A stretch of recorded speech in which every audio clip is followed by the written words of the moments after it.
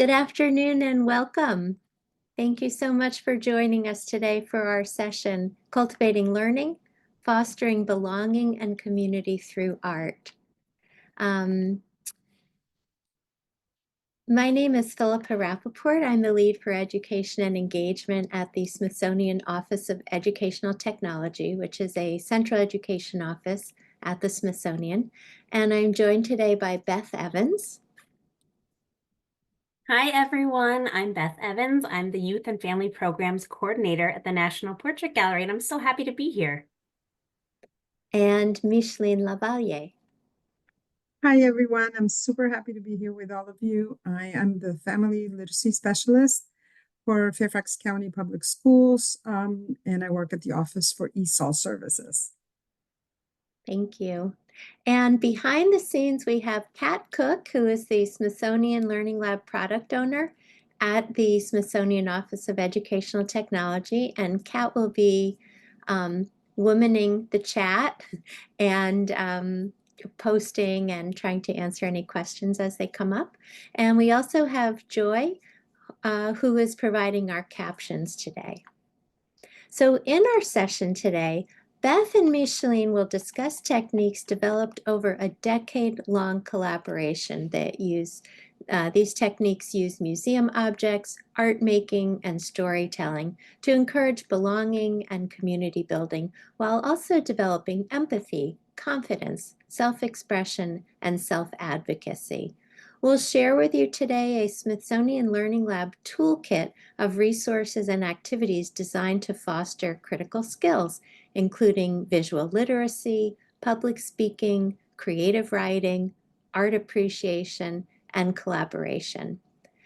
The examples we'll be talking about today come from this programming with multilingual immigrant families, but the activities can actually be adapted for any audience. So as I mentioned before, this work comes from a collaboration of over 10 years. Beth and Micheline and I have all been working on this. And I just want to say that year after year, they bring their love and passion and careful attention to these programs and to the program participants. And it's really one of my favorite parts of working at the Smithsonian is getting to work with them. And it's really an honor and a joy to share this work with you today. Some logistics while we're getting started here. Please do introduce yourselves in the chat. Feel free to say hello, where you're from, what you teach. And if you need live captions, just click on that Show Captions button at the bottom. We want this to be as interactive as possible, so please do put your comments in the chat. And also, if you have any questions, you can use the Q&A button, which should be at the bottom of your screen or wherever your menu tab is. And we'll try to address your comments and questions in real time, but if not, we'll for sure get to them at the end of the session. And Philippa, the chat is disabled. And while Philippa is working on that, I just want Thank you. to chime in and second what Philippa said, first of all, that this has been a real beautiful collaboration that we've been working on for the last almost 10 years. But also, this is being recorded, and a lot of the items that we're going to discuss are going to be available on the Learning Labs in if you're not familiar with the Smithsonian's Learning Lab, it's an online database for lesson plans and all of the plans for the different workshops that we're going to discuss, even more workshops that we haven't had time to discuss. Those are available not only for you to look at, but also for you to, as educators, make your own. The idea is for us to just give you the principles and then for you to think about the specific needs of your audiences and your classes and whoever you're working with to tailor them according to those needs. So we particularly work with multilingual learners and adults and their school-age children, but really the principles we're talking about throughout this workshop are going to be principles that you can tailor and adjust for any age range, any language abilities. The idea is just how we can use art and storytelling and the basic principles that we're talking about today to help create a sense of community and belonging.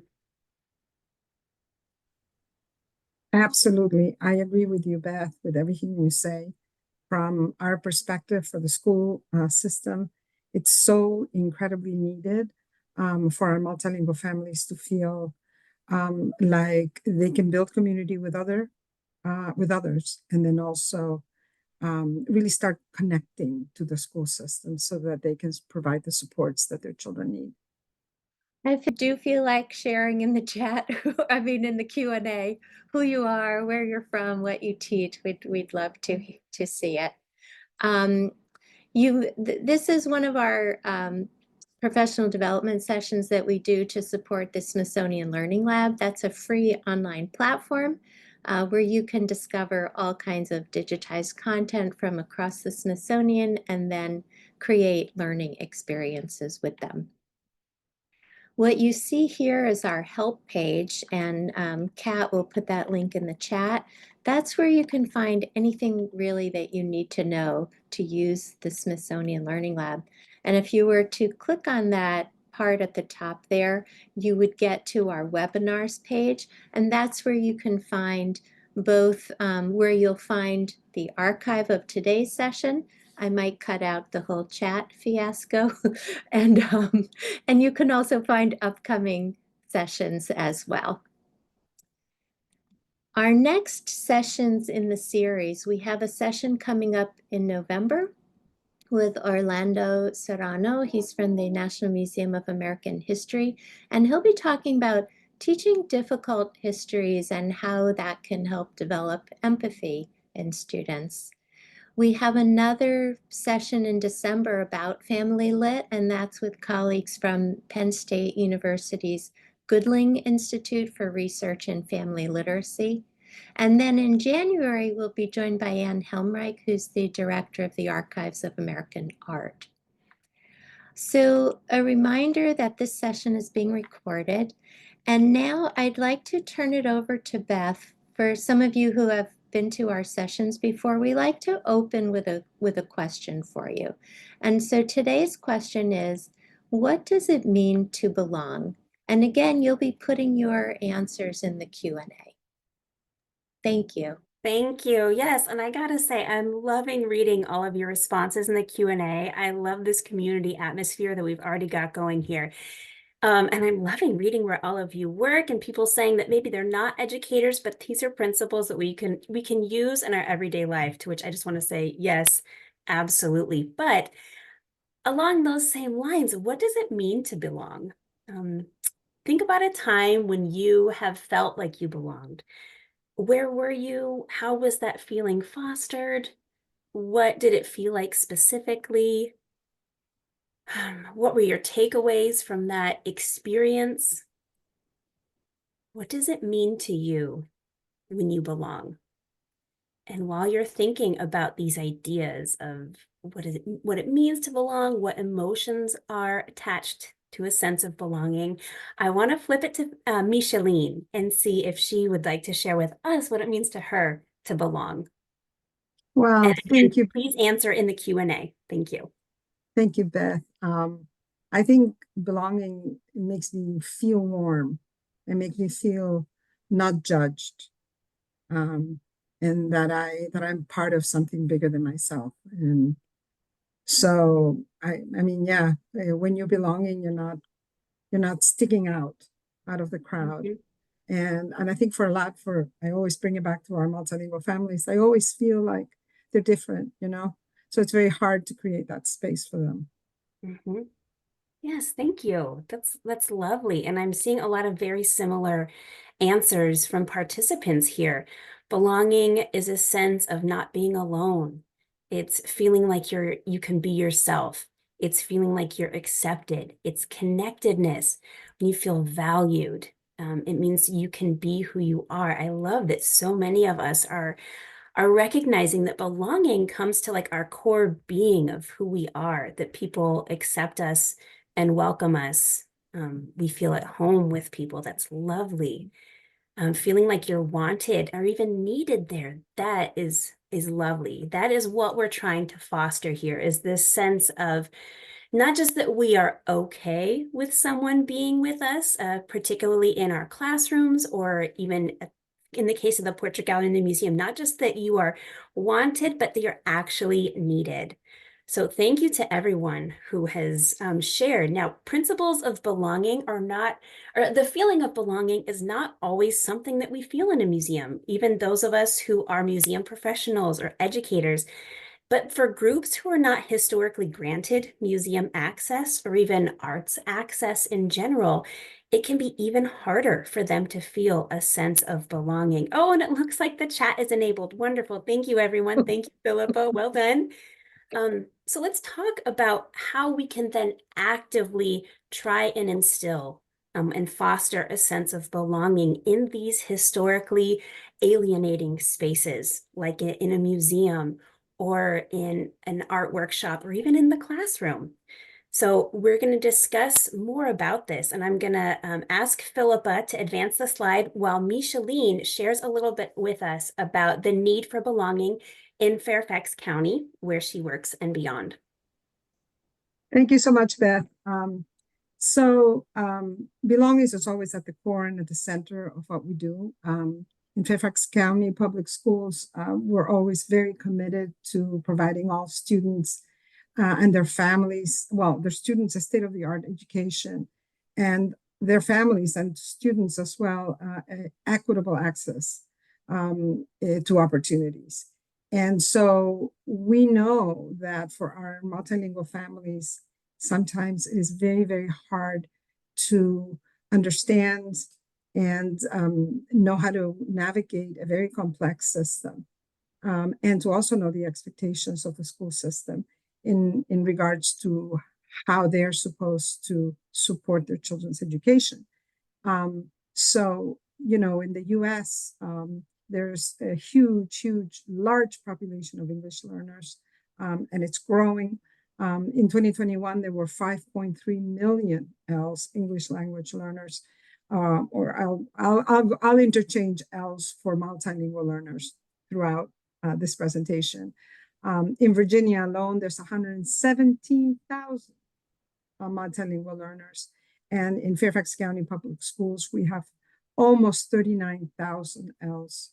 And so the need to create these connections and make the connections for families to the school is very, very important. What we found with our partnership with Smithsonian, though, is that the arts were such a wonderful conduit to do this, because in these spaces of community, families began to connect one another and find that place of belonging, which is so important, and trust as well.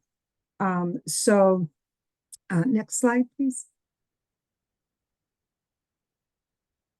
So family literacy, I don't know how many of you know about family literacy. Family literacy in Fairfax County, it's a national program, of course, but family literacy really seeks and provides tools that empower families and promote children's success. In our program in Fairfax County, we work very closely with families so that they can elevate their voice and find that advocacy, right? That feeling of I can help my child in their education, even though I might have second grade education myself.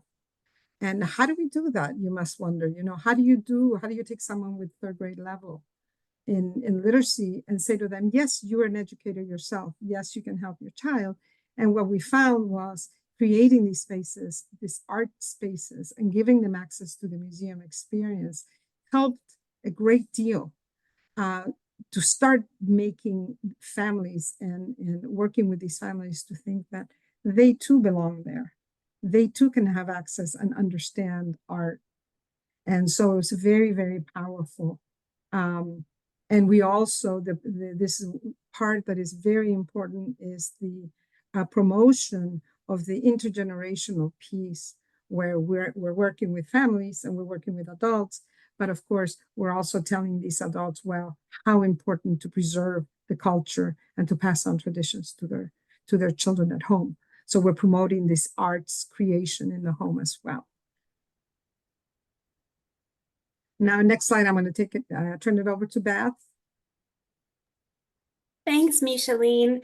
Here we have a photo of our most recent workshop participants joining us in the National Portrait Gallery for a tour that is both about the art on the walls, where we start by giving participants the tools to look at art and to pull out the meaning and the stories in the art. But then we also want to take that a step further and then do just like so many of you pointed out in your comments, that when you feel included and welcome and accepted, that you feel a confidence in yourself and want to take that confidence and use it to have participants feel confidence in sharing their own stories and sharing their ideas and their observations. So let's take a look at what some of these workshops have looked like, because let's go back one more time. As just want to point out what it says here, that arts integration can be a powerful tool for multilingual family engagement, because we want this to be an experience that benefits the whole family. So next slide, please. These workshops take place over the course, for us, over the course of a few weeks, once a year.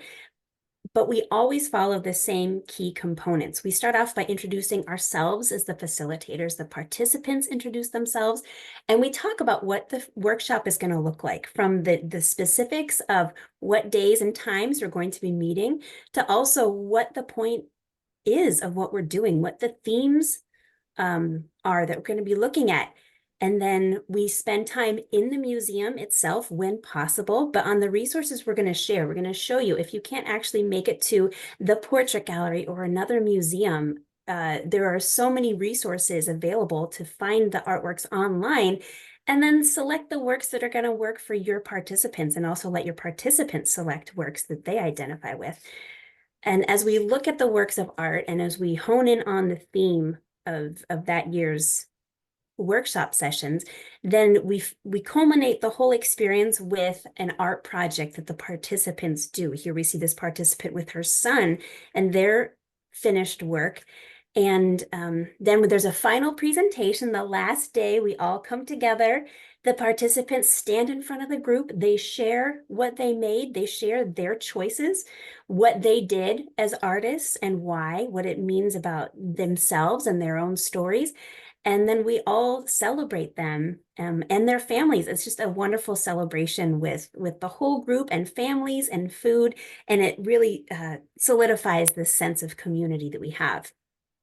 Now let's go to the next slide. So how do we encourage participants to identify with the stories that we see in the works of art, or to maybe recognize that they don't identify with these stories, but the stories make them curious and they want to know more? We start small with some simple questions, asking the participants to look closely at the works of art. And so we're going to try this out ourselves. We have 4 portraits from the most recent portrait competition. The portrait competition happens every 3 years at the National Portrait Gallery. Contemporary artists submit their works for the competition, and then about 50 artists from all over the country are chosen. And here we get chances to see contemporary, everyday people represented on the gallery spaces. And so some of the questions that we might look at as we invite participants to just look through the whole gallery, the whole exhibition, and select a few works that speak to them. We ask them to think about, have you ever experienced something similar as what's happening in this portrait? And when was that? Or we might ask them, how is this person, or how are these people feeling? How can you tell? What choices has the artist or the sitter made to help us identify with the story being told here? So we're going to have all of you do that same thing right now. Pick one of these 4 portraits from the Outwin 2022 portrait competition, and then pick one of these prompts and share. And you can either share in the chat, or a couple of participants noted that the Q&A is more accessible. So we want to make sure that everyone can have an accessible experience. You can also respond in the Q&A, and I'll be sure to be monitoring these both. So pick one of these artworks and tell us what the artwork is, and either if you've experienced something similar, or if you've experienced something similar, or if there's an emotion that you identify here and where you think that emotion, where it comes from, how you identify it.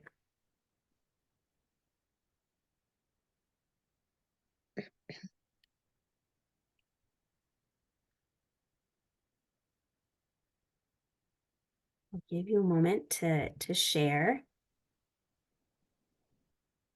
Oh, and I can see that someone in the Q&A said that they actually took their students to see this exhibit, and the students chose 2 of the portraits that we see here. I can tell you that there's such a power in giving people a chance to identify with artworks that speak to them, because I always like to explain that art is like music. You're not going to like every song, and you're not expected to like everything that's in the galleries either, and that is so normal. But even the ability to sort of make that decision for yourself and identify what you like and what you don't like is such a great experience. And then to take it a step further, like we're doing right now, and say, okay, if I like this, what is it about it that I like? Is it that I understand what they're going through? Is it I understand how they're feeling? I see someone said that they identify with customer service representative because they can feel the abject boredom of this person.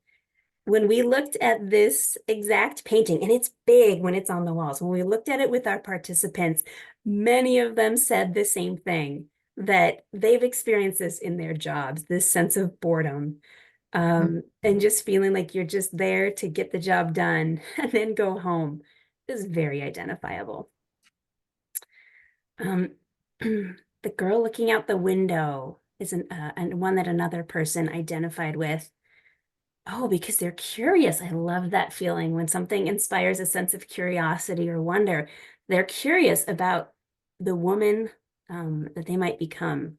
This participant said that it sort of gives a sense of introspection. Another person similarly said that they identify with the girl looking out the window because it reminds them of spending time as a child doing that same thing. The portrait of Jael, someone said that it's beautiful to see this young person who has the whole world at her feet. I love that. People in the window, what is happening in the neighborhood? Great question. All right, so imagine doing this with a whole group of people. This is such a special time for us in these workshops because we ask some simple questions and then the participants get to take these ideas and run with them. And someone commented earlier as we had the open-ended question to start us off, that when you feel a sense of belonging, you feel generous. And that's exactly what we're trying to foster, that people will feel confident and generous in sharing their ideas. So along these same lines, I'm now going to turn the time over, or no, we're going to look at some more examples. And thank you to everyone who's shared their ideas so generously. We're going to move to the next slide to give us some other ideas of what we've done to encourage participants to feel generous in sharing their stories. So in 2021, we looked at an entire exhibition by an artist named Hung Liu, who is a Chinese-American artist exploring ideas of home, memory, and her own Chinese-American identity. And in the galleries, we talked about how Hung Liu used her art to give us a sense of home and community. And then everyone created their own 3D multimedia work of art to share their idea of home, what home means to them. And then the next slide.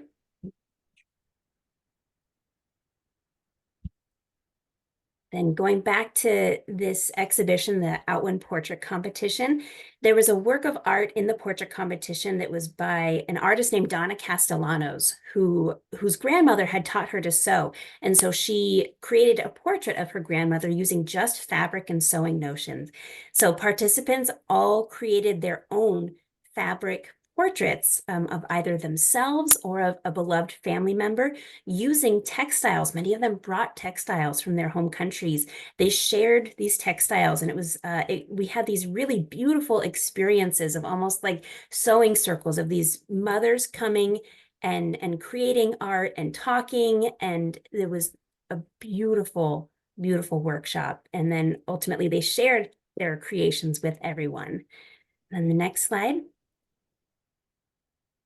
And as I mentioned, the very final session of these workshops is a celebration. It's a presentation, it's all the presentations, a party, and then we give out these certificates so that participants recognize their work, recognize all of their accomplishments, what they've gained through these workshops, and also they can appreciate each other's hard work. And it is a wonderful event, and these certificates always make for a nice photo op at the end as well. So on the next slide, we're going to hear a little bit more from Micheline about arts integration. Thanks, Beth. You know, I cannot help but it takes me back, you know, when I see the Hanglu, and then when I see the Outwind, and all the beautiful artwork that they made with the sewing. I can't help but to think about the stories of these moms and how it evoked so many memories of childhood, and the conversations that we had with them, right, in these spaces, which become almost sacred. You know, they become these kind of hallowed places where it was 9 o'clock and no one wanted to leave. It was 9 p.m. And no one wanted to leave because they were there sewing and talking about their memories and talking about, I remember my grandmother or whatever. And so it's very difficult to quantify these experiences, right? And it's very, very hard to prove, well, these programs work. Because they're all anecdotal, right? These families are telling us these, but we see it in the school system. I see it on my end very much, because when families participate in these programs, and it's all research based, right? The research says this huge body of work of research that says that family engagement matters, and when families are engaged in their children's education, their children do better academically, socially, emotionally in school. But also there's another body of research being done all the time about how the arts can also help. Arts integration in family engagement also helps. And so we saw it in action, in person. We heard these stories from families when we were doing these workshops, which of course feeds us to want to do more. And so every year we come together and we're like, okay, what are we going to do now? What medium are we going to use? Are we going to use collage? Are we going to use, we did charcoal portraits one year. We did an installation another year, called it sharing in the communal table. So we have done so many of these, and we want to continue doing them because we see the impact, how it strengthens bonds among the participants and also intergenerational bonds. It also heightens their sense of agency. They all of a sudden start believing in themselves and saying, well, I do have an impact in my child's education. And this is done through the system, right? And so they're building bonds. We're doing it in a school building, in a classroom. And so they start feeling safe in that school building. They start feeling like they belong. And so in that way, it's very wondrous. Next slide, please. Here's a very, very good example when, you know, one of our moms said, I saw myself reflected in the works of art. And the person that they were looking at didn't look at all like them. But the experience and the feeling of the work of art evoked this feeling that, I'm like that person. I've had this experience. I've shared this experience. So that's very, very powerful as well. these types of workshops, really what it does, it creates spaces for families to share their stories with others. And it strengthens their connections, as I said, but it also gives them the opportunity, as Beth said, and Philippa has said, to access museums, a place where they never see themselves as places of belonging. I mean, the museum doesn't belong to me. I'm not a person that goes to the museum. What they felt very awkward the first time we took them to the museum. But after starting to work and work through their own stories and share with other people, they feel like, well, the museum maybe does belong to me as well. Now I can interpret art. I can look at art. I understand how to do it, right? So, and also one of the beautiful things that we've noticed is how grateful they are for the opportunity, how thankful they are. Many of them have said, this is a gift for us. So there are some, next slide, please. So there are some real short-term and long-term impacts that we've seen. Short-term is the feeling that this is a gift and that they want to continue more. They want to continue doing art and experiencing these type of exchanges with one another and also with their children. It definitely, we saw that it heightened their sense of empowerment. All of a sudden, they start really talking and sharing. And at the beginning, they come in super shy and they don't want to say anything. They don't even want to look at you. And then they start discovering that they have talents. Imagine that. At the beginning, we asked them, do you have any talents? No, we don't have any talents. No one has any talents. And by the end of the workshops, everyone has discovered a talent. You know, what a miracle that is. Long-term, oh my gosh, we've seen kids, we've been doing it for so long that some of these kids have graduated from high school, gone to college, and graduated from college. And now they're engineers, or now they're artists or architects. And so we've seen that the impact, and we know that it's because they've been exposed, they've had access. So that's a really wonderful thing that the arts can do. And it definitely connects. It's a bridge. What it is, it's a bridge.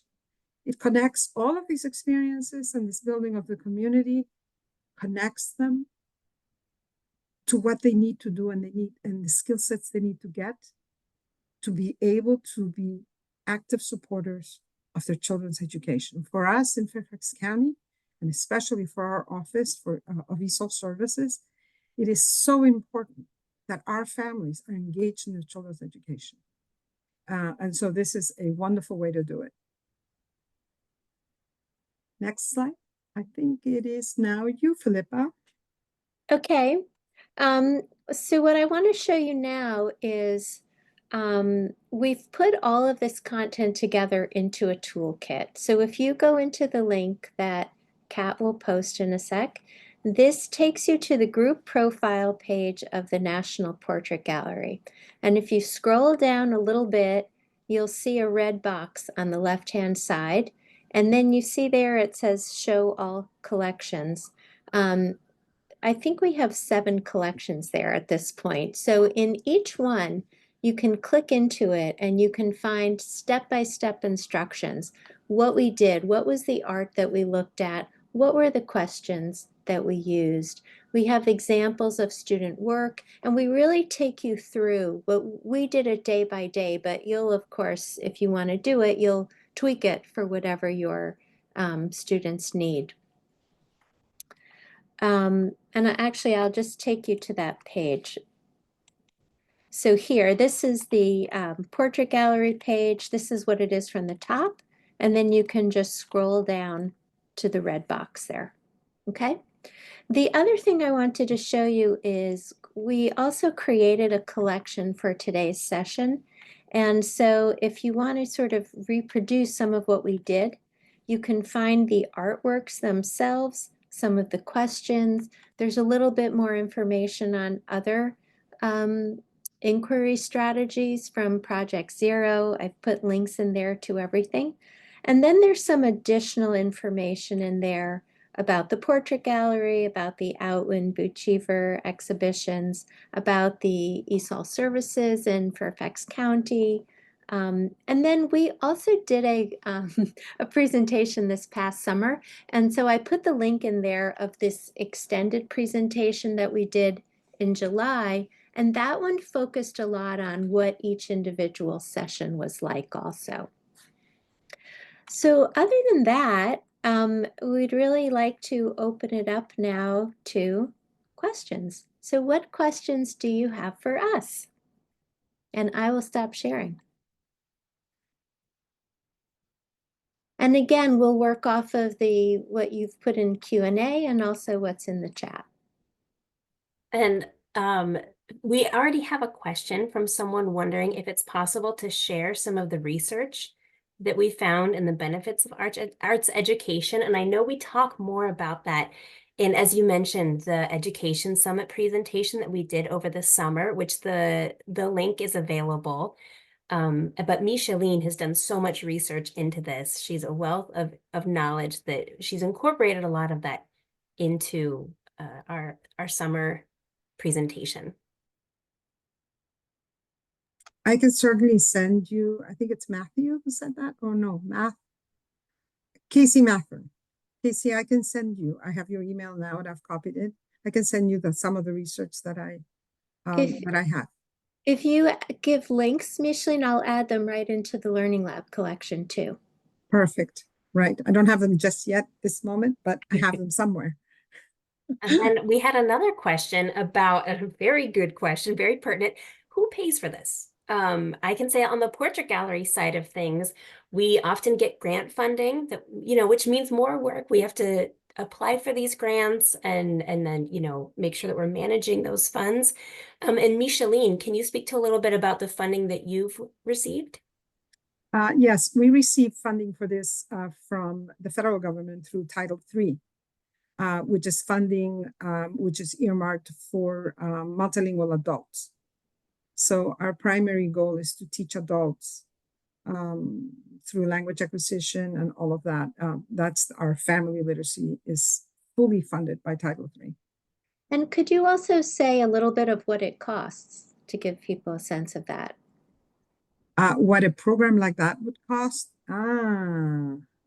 Well, a family literacy program. No, I mean our 4-day session. I mean, part of it is dependent on we're working with people who are already on staff, Right. So we're all Right. paid. Yeah, they're all pay for hourly buses. Right. We do So, offer childcare, which is it's not a really lot of extra cost, Philippa, from our end, because we're doing as part of our classroom already, as part of our family led program. And so the only extra cost for us would be, for example, if our staff goes to the museum visit, because they're hourly employees, we pay them an hourly rate for the 4 or 5 hours they're with us. But everything else, and the childcare there isn't, because in the programs that we've done in the past, the children are already in learning environments with teachers. So it's mostly the cost of the actually going and coming to the field trip to the museum. Everything else is part of our regular cost of running the program. Does that answer? The art supplies, going back to Amanda's question about the logistics of this, the art supplies do not end up being expensive. Usually it's just common supplies that you have, and we might add one little piece like a wooden plate when we did the communal table. Mm-hmm. Yeah, and sometimes in trying to decide what the art activity is, it's sort of identifying what works of art are we going to look at, what supplies do we have on hand, because we're all working with very tight budgets in general, and then sort of finding, okay, how do we marry these two of the exhibitions and the theme, and then the art supplies that we have at the museum or maybe left over from another program or something. But I'm assuming a lot of educators are familiar with that level of scrappiness and planning. And we had along these same lines, we had another question about, can we talk about some of the barriers participants identify with, identify in accessing these programs, such as awareness, time, travel, budget? Micheline, would you like to share? Yes. So I think our biggest challenges with our families, with our multilingual families, is getting them to commit. We put a lot of time into, let's say we're going to do a 4 or 5 day workshop, and we start announcing it 5, 6 weeks before, and creating this excitement and this momentum. And so we're going to go do this, and then we're going to go to the museum. Please bring your families. We're calling them. We have WhatsApp groups. We're constantly sending them information and building the relationship with them. Because I think it's about building the relationship of trust with families. And once you do that, they come, maybe they come not because they know the value of what you're offering, but they come because they've told you that they would come because of the personal relationship. I know that in the Hispanic culture, there's very much that piece. I told Micheline that I was coming, I have to go. And then they discover through the experience all these beautiful things that they learn. But at the beginning, not necessarily do they know. The other question is, what was it? The other one, there was the time that it took, how to get people to participate. Awareness and budget. And I Yes, think we and spoke to the budget part, but awareness, like how do we let participants know that this is even an option? um, our participants that participate in this are already in the family lit program. So I think for someone who doesn't have a family lit program or something like that, it would have to be, and if you're in a school, it would have to be maybe bringing families in, talking about this possibility of joining this workshop, um, creating the momentum, having them be part of a WhatsApp group, finding a possible partner, maybe a faith-based institution or someone else who will be able to provide transportation, and then partnering either with a museum or a gallery. And you don't necessarily have to go to a gallery or to a museum. I know that we're talking Smithsonian here, and you're like, well, whatever. I don't have a Smithsonian. I live in a small town in Ohio. How am I going to do this? How am I going to replicate this important work in my district? And well, you could partner with, there's online resources in Smithsonian. You can bring it to the classroom. And also you can partner with a local artist that could bring it into your classroom and have the same types of conversations with those families and with your students. So it doesn't have to be grandiose or big or have to go to a museum per se. And then be resourceful, find the stakeholders that are willing to partner with you so that you can make it happen. It doesn't have to be expensive. When I think of a school, then you have an art teacher in the school. You have a librarian, and you have space usually in the school to do something. And so use the resources that you have and the people that you already have in the school to be able to partner with everyone. But you got to bring everybody together. And definitely the administration of the school has to be on board. I would also say from the museum side, this program would never have gotten off the ground without Micheline doing all of this on her side, right? Like Beth and I could put however much effort into this, but to really get people to come, that's because of Micheline doing that. Yeah, it's hard. It's a labor of love, really. It is really convincing families that this is important for them. But the truth is that when someone has never been told that they're important, that this is for them, it's like, why should I do that? Why should I go? But little by little, it can be done. It can be done. And if you're in a school, let's say you're a classroom teacher and you want to engage your multilingual learner families, invite them into your school and have the kids convince the parents. Because all the parents want their kids to be happy. And they'll listen to their kids. Right? Oh, mom, you need to come. So that would be another way to do it. But it's not a magic wand. It's a lot of work. I will say oh, sorry, keep going. Go ahead. No, I'm done. I was going to say to Micheline's point that it's true that there are not Smithsonians all over the country, but there are Smithsonian affiliate museums that we work closely with, that we have partnerships with that are all over the country. And it is absolutely a benefit to any museum to participate in this. I can attest to the fact that like my perception of the artwork, my perception of visitors as a museum educator, because I'm in the education department, my perception and my understanding of everything I do has been framed based on the experiences with these workshops. So if you can find a Smithsonian affiliate museum that is close to you that you can work with, they are going to be a great resource. And if you're getting any pushback, you can send them to us. And also Wanda's suggestion here about, using some of the materials from the Smithsonian, that's what you can get from the Learning Lab there. You can print out any of those materials and then go to a local gallery, right? Or start something at your home. And Philippa, we have someone, and I know you've worked with community college before. Yes. How can this be used in a community college setting? We have a question from Tamarsha. I think you can adapt this for any audience, just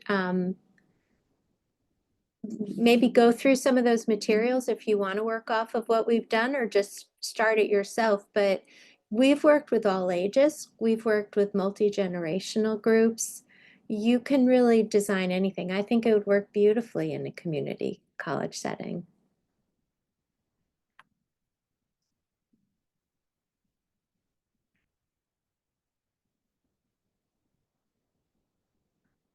Let's see if we have an answer. Do we have time for one more? Do you want, Rory was asking here about some challenges. Were there unexpected challenges? We've talked about this with other presentations, but the need for a museum or an art therapist is a challenge that we've come across more and more, particularly since the pandemic, which was a very traumatizing experience for our participants and our communities. The heaping trauma upon already traumatic experiences that they've had. And so these workshops, because we're talking about their lives and their stories, it has brought up a lot of really big emotions that we professionally are not equipped to handle. So that has been an unexpected challenge, and one that we are still trying to work through, given the constraints that we've already mentioned with our budget and our time and meeting bilingual therapists. And Micheline and I speak Spanish, but we would need to find additional partners to work with on that. So that's been a real challenge for us. Mm-hmm. That's true. Thank you. So there's one, we can take this one final question, which is really great. How would you approach working with teaching artists, in particular those with long tenures, to change learning framework and to implement practices that reflect the organization's goals of creating a place of belonging?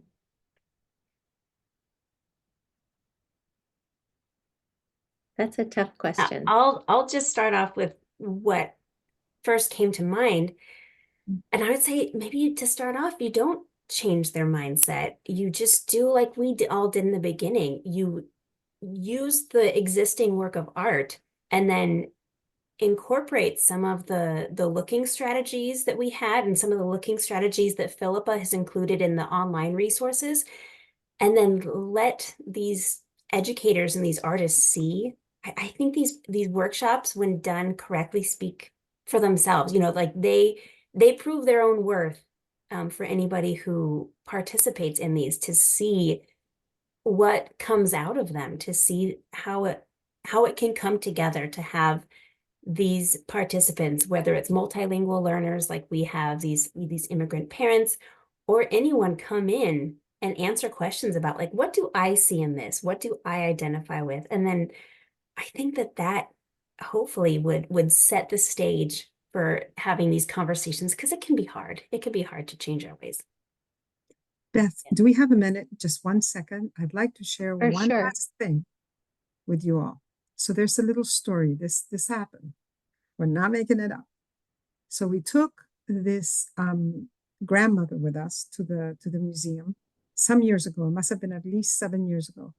And she was also a bus driver for Fairfax County Public Schools. And she had been driving a bus for a long, long time, taking kids back and forth to the museums.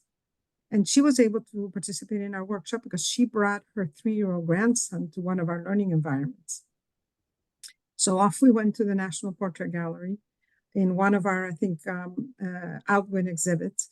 When we were coming back, I usually, move from seat to seat on the bus, and I'm asking questions to the participants.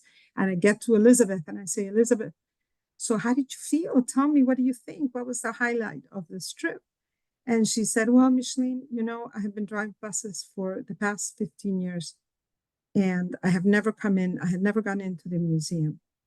And after this experience, I could never walk by this museum and not go in. And so it was life-changing for her. She goes, I had no idea what was in there. I never felt that place was for me. And so imagine 15 years driving back and forth, this group of kids, and not going in. So that speaks, volumes about access and belonging, really, to feel like, well, I belong there. And then Elizabeth felt she belonged there. Andrea says, you're making me tear up over here. I get chills every time she tells that story. No. So, well, thank you everyone for joining us today. And I appreciate your patience while we figured out the little chat issue. I'm adding something else in the chat here. Our next session will be November 19th. And if you sign up for our Learning Lab Bright Ideas newsletter, then you'll get the registration link when it's ready. And I'd really just like to thank Micheline and Beth for being here today and for being really just amazing colleagues. And thank you everyone for being a really wonderful audience as well. Thank you, everyone. Thank you, everyone. Thank you. It's great. Thank you so much. Take care, everyone. Bye-bye. Bye.